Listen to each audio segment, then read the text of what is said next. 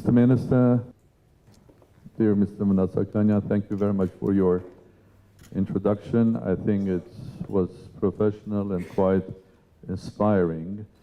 And let me start by saying Barī Lույս, and also saying good morning, and also saying Доброе утро. Barī Lույս in Armenian means not only good morning, but kind or good light. We are here today to speak about us as humans, and us as humans as a society or individuals. All of us probably, or maybe, except the wonderful saints that lived on this planet, were containing both the kind light and also the darkness inside. So is the humanity. Look at the thousands years of our humanity. We can record huge successes of light, or we can record sad evidences of big darkness. And the fight between the dark and the light is active today as well. And of course, the conference here, which is called Global Forum on fight against the crime of genocide, is about fighting the dark behavior of humanity. Well, there are many elements of this darkness. The way we look and behave ourselves with our planet, call it fight for climate change or cleaner nature or a home that we will all love and care of, apartheid, rights of people who are different by race, by their gender, by their nature or religion. All of this is at the end of the day simply the dark side of it. And unfortunately, the darkness is not over, it's there. And with the time, because we live in the 21st century when many things are developing very fast. I think we are a globalized world. Our interconnection is very strong. Anything happening in this planet spreads very quickly, creates roots or followers, both on the dark side and also the light side. So I call this not evolution, not revolution. I don't agree that there is a fourth industrial revolution, because I think we are entering an area where we are entering the era of our evolution. Not a revolution, but R with a capital letter, and evolution starts with a capital E, means rapid evolution. In the times of rapid evolution, everything develops very fast. So is the dark side. So I think it's very timely that we are having and talking now about the biggest dark component, which is the crime of genocide. And it's timely, because unfortunately it has not stopped, and it will not stop on its own if we don't fight it. Now, before speaking a bit about the light side, I will share with you some thoughts. When I was told about this conference, I was thinking where this conference myself. I was thinking where this conference could be held.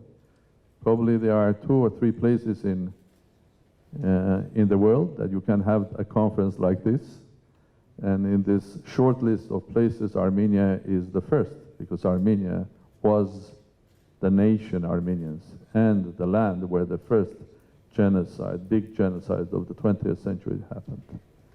And when I was thinking, okay, in Armenia, where in Armenia? Again, a couple of places, and one of the first things that comes to your mind is the Museum of Genocide. I'm sure that all of you have visited that place, the memorial and the museum. And the second is this place. But when I compare these 2 places, these 2 museums, the Museum of Genocide is about the history of the darkest event that happened in the 20th century, the Armenian genocide. And this museum is a temple of light. And I'm so happy that being in Armenia, one has to visit these two temples.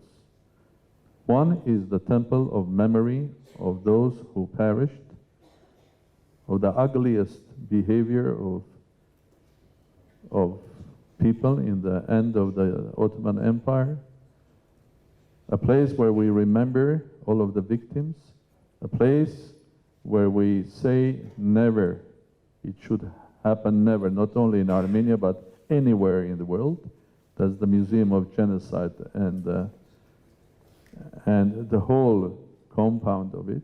And there's a second place, which is Matenadaran, which says that light always eventually wins through suffering, through the loss of lives, through the loss of the lives of millions of people. I believe, and you believe, that light will win.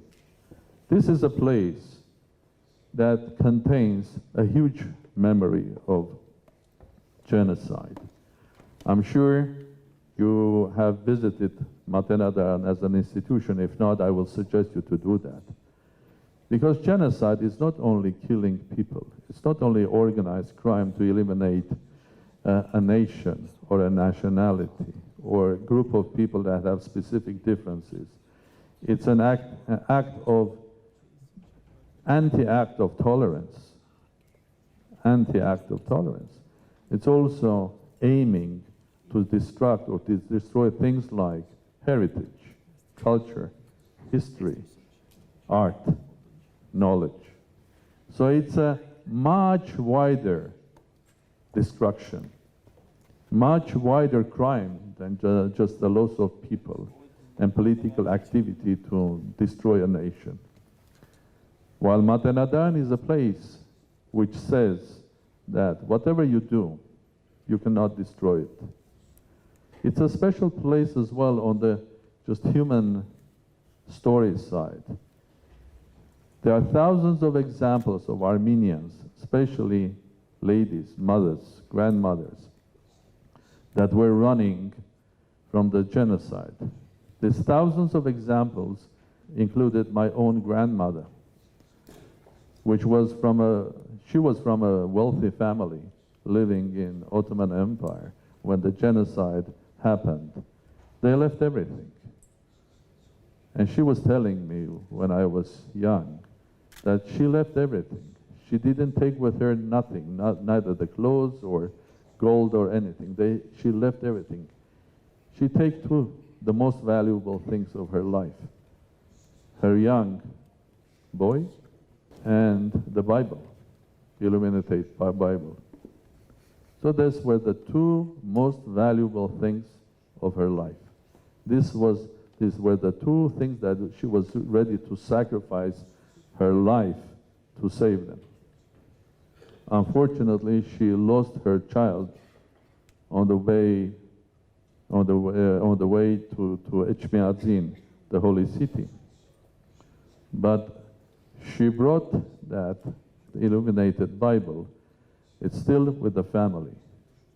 It's still with a family that contains not only the history of more than 450 years old, because that's a Bible of 450-year-old Bible, beautifully illuminated, but it contains also the pain and the memory of the lost child, someone that never grew up, someone that never became an adult, never made a contribution to art and culture, or business, or politics, never had children or grandchildren. That's a living memory.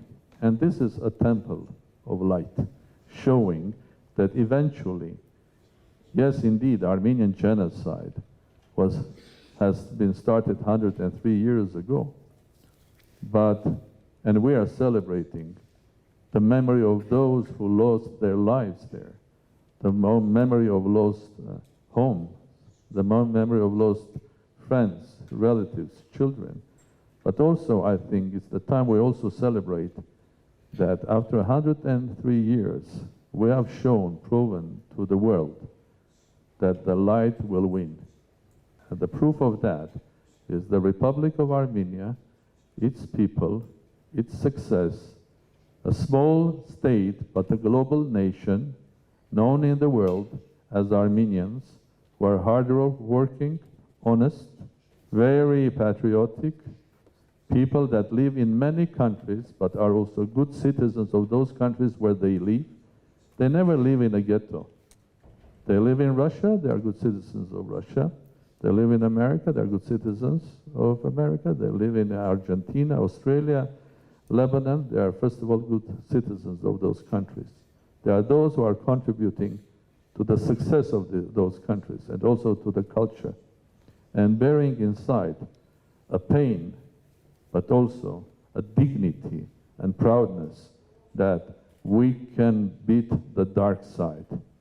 And the proof of that, as I told you, is this institution that contains things or values, human values, that were targeted to be destroyed. The history, culture, heritage, love, religion, God, and humanity. So welcome to Armenia, a nation that has beaten the ugliest crime of modern times, the crime of genocide.